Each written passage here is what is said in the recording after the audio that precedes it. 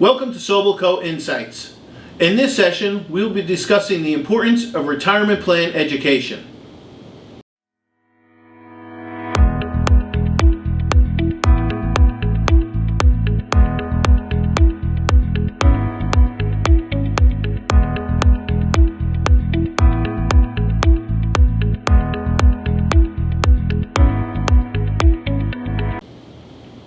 Hi, my name is Brad Muniz. I'm the partner in charge of assurance practice at SobelCo. With me today is Connor Whelan, senior in the assurance practice and a specialist in employee benefit plan audits. So, Connor, why is it important for employers to educate employees on retirement plans? Well, thanks for asking, Brad. It is very important, and I think to help understand why it's important from an employer's perspective, we should first take a step back and think about, why does retirement matter at the individual level? Because after all, I think sometimes we tend to forget from the day-to-day that part of the main reason we come to work every day is to be able to retire one day. After all, if you had all the money you needed right now to never work again, would you continue to work? I mean, I think you like your job, but some people, frankly... Don't tell my wife, but yeah. Okay. Some people, frankly, they can't wait to retire. And the reality is, some people are going to get there sooner than others. And that's why it's super important for people to understand how to reach their retirement. Understand that retirement is a goal. I know it is decades away for many people. People just starting their career. It's really easy to not think about it so far in the future, but that's when an employer can step in and help people understand that this is something you really should be thinking about. It makes me nervous because I don't know if I'm going to have enough when I get there. Well, I mean, that's the thing we want to make sure we avoid, right? Especially if we can. It is a hard thing to get to, retirement, but we want to do the best we can for our people to make sure they have the best shot at getting there. I work on a lot of these audits. Each company I work on, I can see what someone makes, I can see how old they are, and I can see how much they have saved. Right. And frankly, I get worried sometimes. Of course, I don't know everyone's life story. They might have other retirement plans, they might have other funds, but for some people, if their 401k, if that's all they have, it's frankly just not enough. And it's scary because a lot of these people make enough money. They should have the tools to get there. I think there's just a huge lack of education that needs to be addressed to make sure, people are starting early enough and taking it seriously enough, because retirement age is going to come. And Yeah. So is there a best way for the company to educate the employees? yeah, so fortunately, we're in the information age. There's a ton of readily available free resources online. I encourage anyone to just start there. One thing I think every company should do at a minimum, if you have a 401k plan, is have an annual or semi-annual meeting to just say, hey, here's our 401k, here's why you should be thinking about retirement, here's our investment options, and so on. And the main purpose is really to just get the word retirement in people's heads, get them to start taking it more seriously. I think a great thing to include in these meetings is to bring on a professional investment advisor. These people, they're going to be able to go in much more detail about, what funds are best for people in their 20s or 30s or 40s. They're going to be able to answer questions like that. I think as a fiduciary matter, I've heard some people say that you really should have a third party do this and not the owner of the company, because he or she thinks that they're good with the stock market. Right, yeah, you want to avoid that kind of liability as a company. But I think a lot of people, even someone like myself, I went to school for accounting, I took finance classes, but the stock market can be scary, I think a financial advisor will do a good job of talking to your employees about, why, as long as you invest safe, like your money's safe, and it's a great tool to help you, build a retirement fund. In addition, there's things like retirement calculators. There's about a dozen of these things online. They're completely free to use. If one's trying to charge you money, go to a different one. I can't attest to how accurate they are, but what you essentially do is you put in your age, how much money you make, how much you save, and it's going to spit out a number that's approximately what you can expect to have in retirement. And one of the big benefits, I think, is, if you get someone on there and you start playing with, if I say 5% versus 7%, you see these huge jumps in numbers. And I think when people look at that and they can see, what they're capable of, it's a really big motivating factor to say, like, okay, maybe I can have enough for retirement if I just do a little bit more, things like that.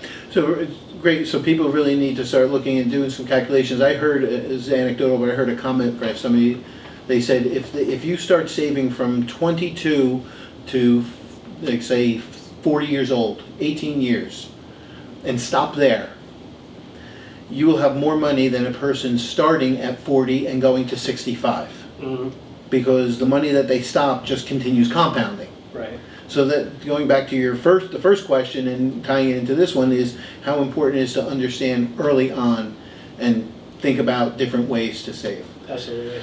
Now, you do a lot of these audits. We spoke with Marissa in one previous session, and you see a lot of things when you're going through the audits, not just their balances, loans, hardship distributions, regular distributions, elections that people make. What's some advice that you can give to people that don't know much about 401ks? Right. So the main thing I see is that I think, and this comes back to the lack of education, I think a lot of people just simply aren't deferring enough to really build up enough to retire. I think what people tend to do is they'll contribute just enough to get the match, which is good, it's smart. You don't want to leave free money on the table, but oftentimes that's only about a 4 to 6% deferral to get a full match in most plans. And they say you should really be saving closer to 10 to 15%. And I think people get scared when you tell them that. A lot of people aren't comfortable going that far. And, again, people have different life circumstances. People are going to be able to do more and less, but saving for retirement isn't necessarily going to be comfortable, right? You want to be comfortable later, you're going to have to make some sacrifices now. And it's interesting is I've actually seen people contribute to a plan not to maximize the employer match. Yeah, and I mean, go figure, right? Right. And then there's other aspects, something that you haven't gotten into, because we only have a limited amount of time. You're not a financial advisor. They should be seeking the advice of a financial advisor. Not only the different types of investments, certain mutual funds, the way the mutual funds are geared. Should you be doing a regular contribution? Should you be doing a Roth contribution? These are all different considerations that they have to put into effect for themselves, right? And these are things that, plan management can talk about. To touch on Roth versus regular, they recommend Roth is better for people younger because, you pay the taxes now, but then you have your whole career to accrue those gains and then take that tax-free. These are all good questions to ask. A financial advisor, they can go into more detail, but just making these ideas available to your employees is what's really important. Like another thing is like we kind of talked about being more aggressive when you're younger, because after all, you can't take this money out, with some exception, until you're close to 60 years old. So, if the market has a bad year next year, I'm still several years away from retirement. It's not going to hurt me too bad. And that's a great comment you're making about, you're talking about the younger, but what about the older? And we're not financial advisors here. There are a lot of financial advisors that we know and we can recommend if people don't know them. But to the converse of what you're just saying is, if you're getting toward near retirement age, you want to make sure that your investments are properly set up, not like the people that were had all their retirement plan in Enron stock. Yeah. And lost it all. But again, we're not recommending. We recommend that you talk to a proper advisor on this. What else does educating the employees do or help from an employer standpoint? So one thing that I think is pretty valuable is, first of all, your employees are going to feel a sense of gratitude, right? When an employer really shows that they're there for them, they're not just like, here's your paycheck, right? No, we actually care about you. We care about your retirement. Those things I think go a long way to having more of an appreciation for your company, and can even, build the culture there. One of the more important things is talking about, a fiduciary duty that the company has. So doing things like having these educational meetings and bringing on investors, this is indicative of them fulfilling that duty for the participants. part of the reason why this is so important is in case there are any potential legal issues. And I mean, we've seen things come up where if a plan's doing a poor job of these things, they're not monitoring their investments, they're not, doing any of their due diligence on the plan. There can be grounds for participants to sue them and say, my funds aren't performing well, the company's not doing enough to help me. Right. I knew a fiduciary lawyer, a retirement plan lawyer, and he said that you can't imagine the number of lawsuits that he gets called into because of poor management, fiduciary responsibility. Education was the big one, that they're not providing the education that's required and available to the people. And a lot of times we see people not wanting to, and this goes back to your other questions, I don't want to talk to a financial advisor, they're going to charge. This is the financial planners that come with the plans that come and talk to them, that's no charge to them from what I've seen. Right. So again, that creates the culture and the relationship with the employer and employee. Yeah. So yeah, you highlighted education is super important on the individual level and the company level for this reason. One thing we should touch on as we're talking about this is, I do a handful of these audits a year. One of the main comments I'll talk about is plans leaving effective minutes, which is just to say, when you have these meetings, when you're talking about your investments, document that process, because in case there ever is a lawsuit, what are you going to have to say that you're doing your fiduciary duty? A lot of times you got to come back to your plan minutes. And I think sometimes companies get complacent, every year the TPA will send you here's your year in review report, and they go, those are our minutes. But if you can, you should be holding meetings, with your own letterhead saying that no, we're actually paying attention to this stuff, we care about this stuff. I think that's going to do a lot more to protect you in case there's ever issues in the future. In the minutes, I see Liz Harper, who heads up this practice, has in a lot of the audits, you don't have minutes of the meetings, minutes of the meetings documenting. So you want to have to go back to calendars looking to see when a meeting was and try and think about what you talked about. You want to talk about the education process, talk about the investment options that are available, and the employer talking with the investment advisor, what decisions were made. Right. So it's a great comment about documenting.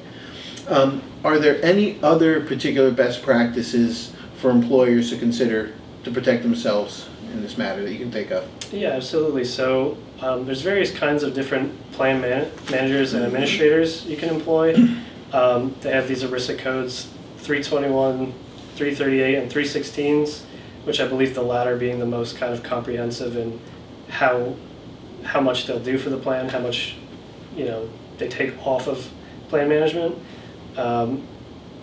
They'll do things like review the 5500, approve loan and distribution requests, and even monitor plan participation and education. So a lot of the things we talked about, they'll help you out with. And now, that's not going to be the right course of action for every company. As far as I know, these people, they don't work for free. So if you're not going to go that route, I think some of the most important things any company can still do is make sure that they offer a diverse investment options.